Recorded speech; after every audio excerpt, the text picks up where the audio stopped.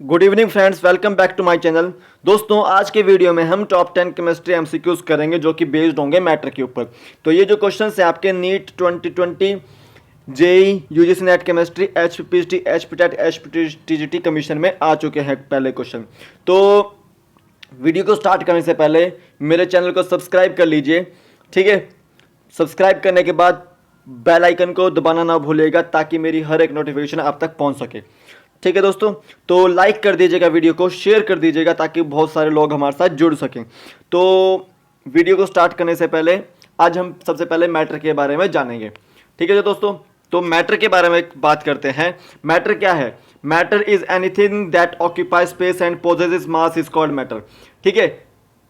Anything occupy space and posses mass, जो चीज स्थान घेरती हो और उसका कोई मास हो वो क्या होगी? मैटर होगी, ठीक है। जैसे एक आइस का क्यूब ले लेते हैं, ठीक है।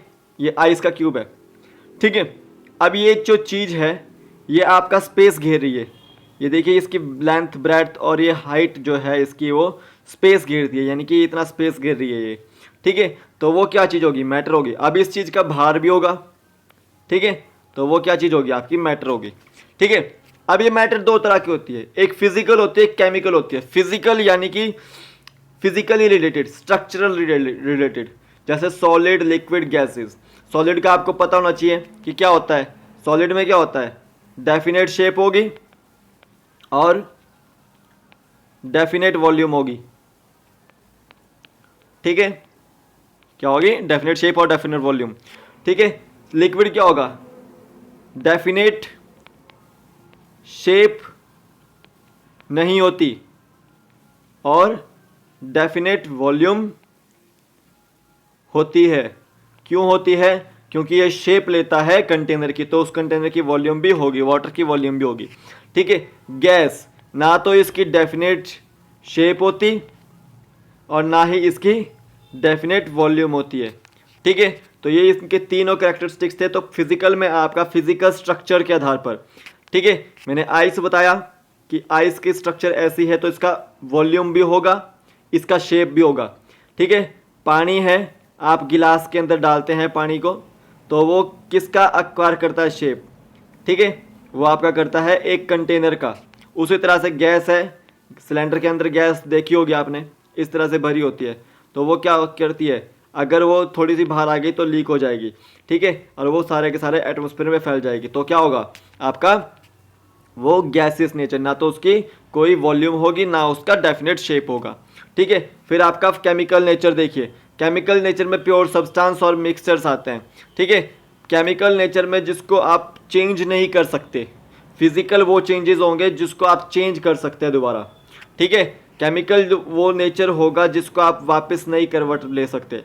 जैसे मान लीजिए कि HCl और HCl को आपने किसी के साथ रिएक्ट कर दिया तो वो क्या होगा? आगे एक और केमिकल बन जाएगा, पर उस केमिकल को आपको चेंज करना होगा वापस HCl में, तो वो नहीं होगा। जबकि फिजिकल में ऐसा हो सकता है, ठीक है। फिजिकल में ऐसा हो सकता है। तो फिजिकल जो प्रोसेस होती है वो रिवर्सिबल होती है, हमेशा याद रखें, और ये इरिवर्सिबल होती है, ठीक है। इरिवर्सल केमिकल, ठीक है। तो प्योर सब्सटेंसेस और मिक्सचर्स में क्या अंतर है? प्योर सब्सटेंसेस में हम जो अमाउंट होता है किसी चीज़ का वो इक्वल रखते हैं, और मिक्सचर्स में हम अमाउंट को अनइक्वल रखते हैं। जैसे कि आपका प्योर सब्सटेंसेस में बात करते हैं एलिमेंट्स की, ठीक है। एलिमेंट्स में तीन चीज़ आती है, मेटल, नॉन मेटल और मेटलॉइड, ठीक है। जैसे आपने ब्रास देखा ही होगा, brass is an alloy of copper और जिंक। तो यहाँ पे कॉपर कितना है? 80%, ब्रास जिंक कितना है? 20%। तो यहाँ पे कंपोजिशन जो होगी उनकी थ्रू आउट सेम होगी और इतनी ही रहेगी, रेशो इतनी ही रहेगी, ठीक है। और मिक्सचर में क्या होता है कि आप अपने मन मर्जी के मुताबिक आप वहाँ पे यूज़ कर सकते हो। जैसे आपका शुगर इन वाटर, ठीक है, शुगर इन वाटर या सॉल्ट इन वाटर,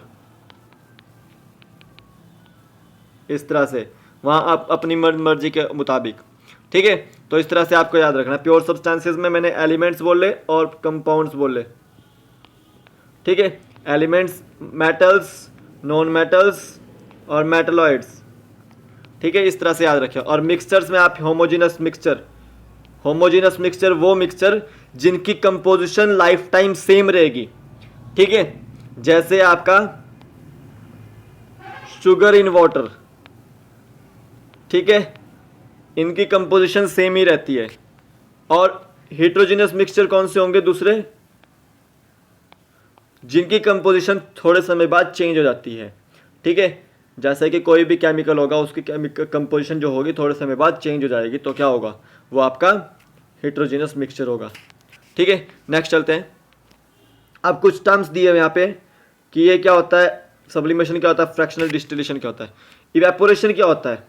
मान लीजिए आप कपड़े सुखा रहे हैं, ठीक है, धूप पड़ रही है, कपड़े सुखाने के लिए आपको धूप चाहिए, तो क्या होगा, धूप क्या करेगी, उसमें से वाटर जो होगा वो बाहर निकाल देगी, ठीक है, अपने साथ इवेपोरेट हो जाएगी, वेपर्स की फॉर्म में ले जाएगी, ठीक है। तो क्या होगा, to separate the volatile component, volatile component कौन सा है यहाँ पे, वाटर है, from its non volatile solute, और नॉन वोलेटाइल सॉल्यूट कौन सा है, जो अघुलनशील है, यानी कि आपके क्लोथ्स, तो वो क्या हो गए, वी यूज इवेपोरेशन। अगर आपको क्लोथ्स में से वाटर को निकालना है तो वो क्या करेंगे आप, उसमें कौन सी टेक्निक यूज करेंगे, इवेपोरेशन की टेक्निक यूज करेंगे।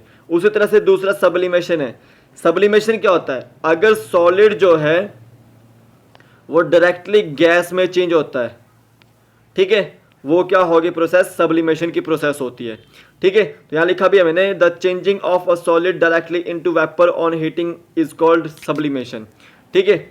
एग्जांपल्स है preparation of salt and ammonium chloride because ammonium chloride सब्लाइम्स, ठीक है, ठीक है। एक नेफ्थिलीन बॉल भी आप याद रखिए, अगर उसको, वो एक सॉलिड सब्सटेंस है, वो अगर आप ऐसे भी रखेंगे हाथ के ऊपर तो वो क्या होगा, वो आपका सब्लिमेट हो जाएगा, यानी कि वेपर्स की फॉर्म में, गैस के नेचर में सब्लिमेट हो जाएगा, ठीक है। उसी तरह से फ्रैक्शनल डिस्टिलेशन की प्रोसेस आती है।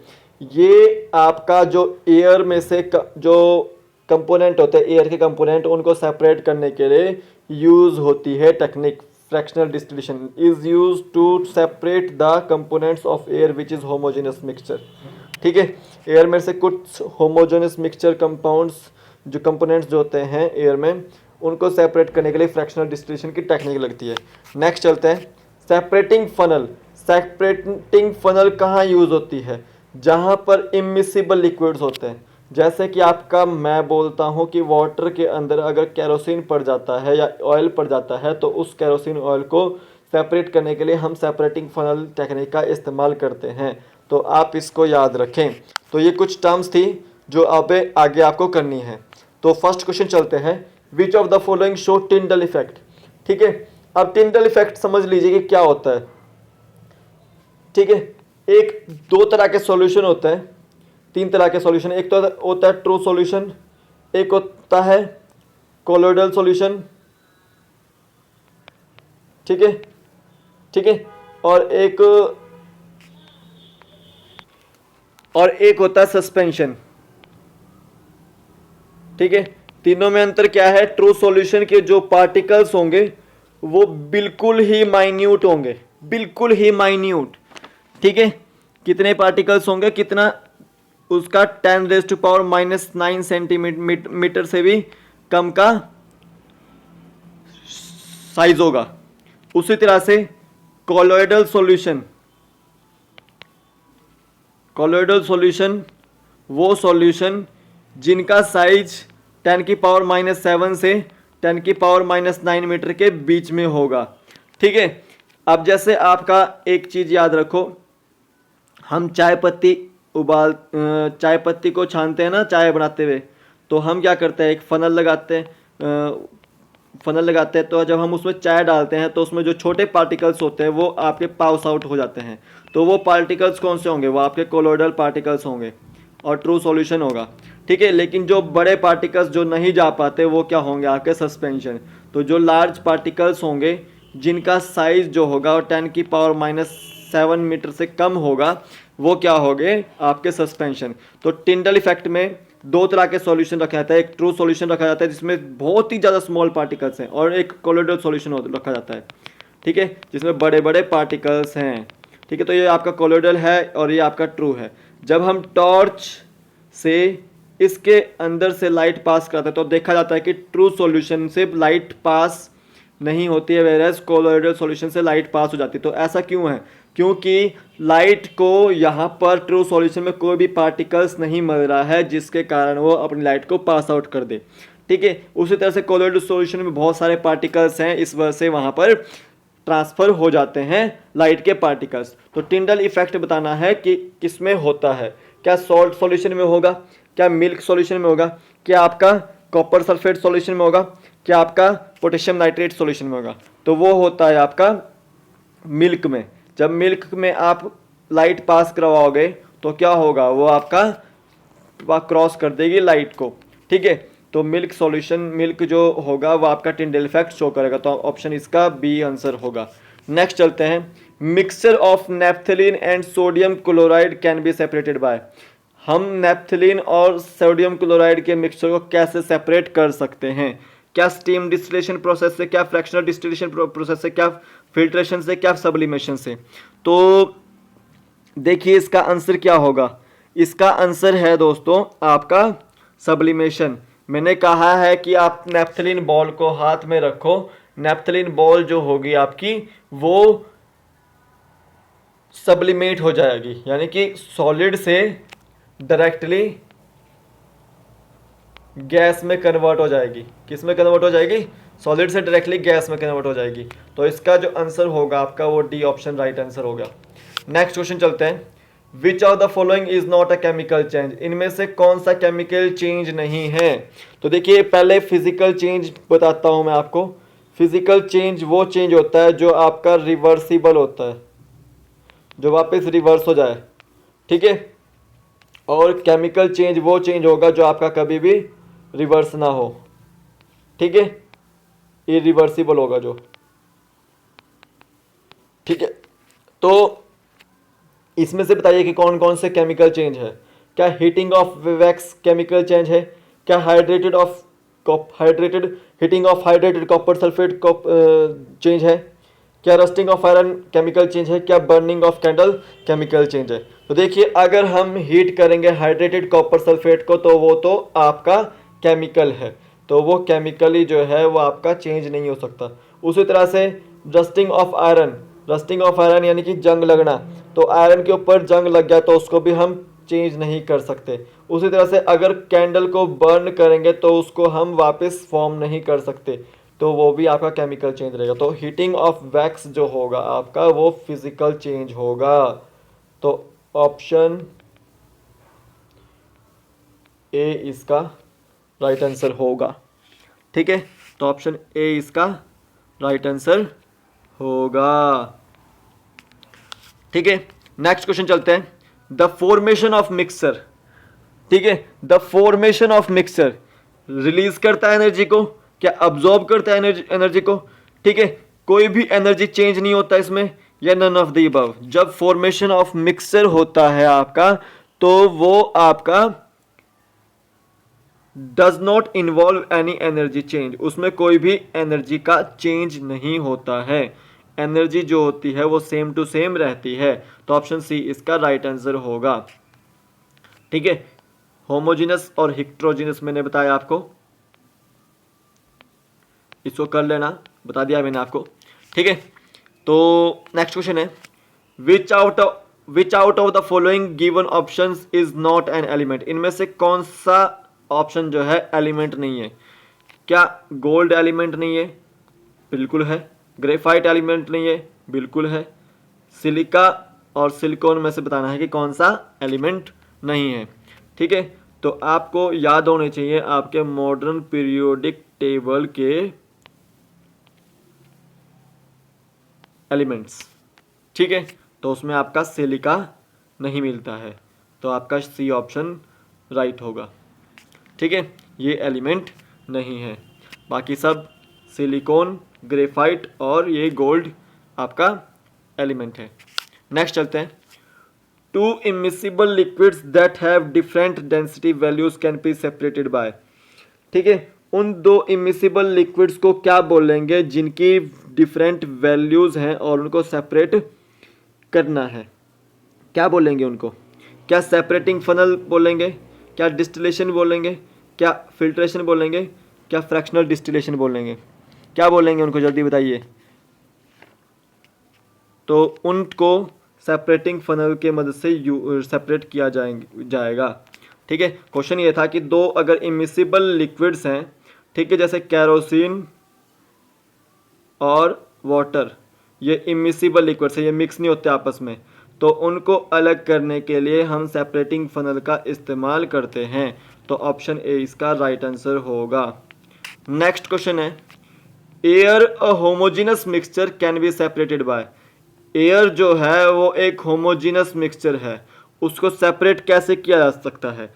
क्या फिल्ट्रेशन से, क्या फ्रैक्शनल डिस्टिलेशन से, क्या आपका इवेपोरेशन से, क्या डिस्टिलेशन से? तो जो एयर को सेपरेट किया जा सकता है उसके होमोजेनस मिक्सचर से, वो टेक्निक है आपकी फ्रैक्शनल डिस्टिलेशन। तो ऑप्शन बी इसका राइट आंसर होगा। ठीक है, नेक्स्ट क्वेश्चन है, chemical formula of hydrated copper sulphate. आपको कॉपर सल्फेट का केमिकल फॉर्मूला बताना है, हाइड्रेटेड, वो भी हाइड्रेटेड का मतलब है कि वहाँ पर वाटर की मॉलिक्यूल्स लगे होंगे। ठीक है, तो कॉपर का आपको पता होना चाहिए Cu और सल्फेट का SO4 और वाटर भी है और H2O। अब आप बताइए कि हाइड्रेटेड कॉपर सल्फेट का फॉर्मूला क्या होगा? CuSO4 होगा .5H2O, FeSO4.7H2O, ये तो गलत हो गया। CuSO4.7H2O ये सही होगा, फिर ZnSO4 7H2O ये भी गलत होगा। तो ये और ये जो है सही है। अभी आपको इसमें बताना है कि कौन सा होगा। तो हाइड्रेटेड कॉपर सल्फेट जो होता है वो आपका CuSO4.5H2O होता है। क्या होता है आपका? A option. ठीक है, और इसको ब्लू वाइट रोल भी बोलते हैं। ठीक है, ब्लू वाइट रोल, एक बार चेक कर लें इसको, मैं भी कर लूँगा, आप लोग भी कर लें। नेक्स्ट क्वेश्चन है, melting of ice is a change. Melting of ice कैसा चेंज है? अभी दो चेंज बताया, एक केमिकल एक फिजिकल। केमिकल में आपको पता लग गया कि आपका चेंज नहीं हो सकता, फिजिकल में वो चेंज हो सकता है वापस। देखिए आइस है, अगर हीट करेंगे इसको वाटर बनेगा, और वाटर को हीट करेंगे गैस बनेगी या वेपर्स बनेंगे। ठीक है, अब ये आपको हीट करने पे हो रहा है, देख लीजिए ये भी हीट करने पे हो रहा है। अगर हम गैस को कंडेंस करें तो वो वाटर में बनेगी, और वाटर को कंडेंस करें तो वो आपका आइस बनेगी। तो ये देखिए, आइस को हीट करने पर वाटर बना और वाटर को हीट करने पर गैस बना। तो वापस गैस ने क्या किया, गैस कंडेंस होकर वाटर बनी और वाटर कंडेंस होकर आइस बना। तो ये वापस रिवर्सिबल होगी प्रोसेस। तो रिवर्सिबल के लिए मैंने बताया था आपको कि फिजिकल प्रोसेस होगी। तो melting of ice is a physical change, कि इसको यहाँ पे चेंज किया जा सकता है। तो ऑप्शन बी इसका राइट आंसर होगा। नेक्स्ट क्वेश्चन है, which of the following substances is essential to solute in saline water. इनमें से कौन सा सब्सटेंस जो है इसेंशियल है सॉल्यूट को सैलाइन वाटर में कन्वर्ट करने के लिए? क्या सैलिसिलिक एसिड है, क्या एसिटिक एसिड है, क्या सोडियम क्लोराइड है, क्या अमोनियम क्लोराइड है? तो वो है आपका, जल्दी फास्ट आंसर बताइए इसका। तो इसका जो आंसर है आपका वो है सोडियम क्लोराइड। तो ऑप्शन सी इसका राइट आंसर है। तो आज हमने टॉप 10 क्वेश्चंस किए केमिस्ट्री के। ठीक है, आप मुझे कमेंट सेक्शन में बता दें कि आपको वीडियो कैसा लगा। ठीक है, कितने आपके मार्क्स आए। ठीक है, और किसी को भी डाउट है कि टीजीटी कमीशन कब होगा, तो वो पीजीटी कमीशन कब होगा, या नेट कब होगा, या नीट कब होगा, या जेई कब होगा, ये सारे एग्ज़ाम्स की नोटिफिकेशन आपको सब यहीं मिलेगी। तो आप बने रहिएगा मेरे इस चैनल पर। वीडियो को पूरा देखने के लिए धन्यवाद। आप सभी का दिन शुभ हो। जय हिंद, जय भारत।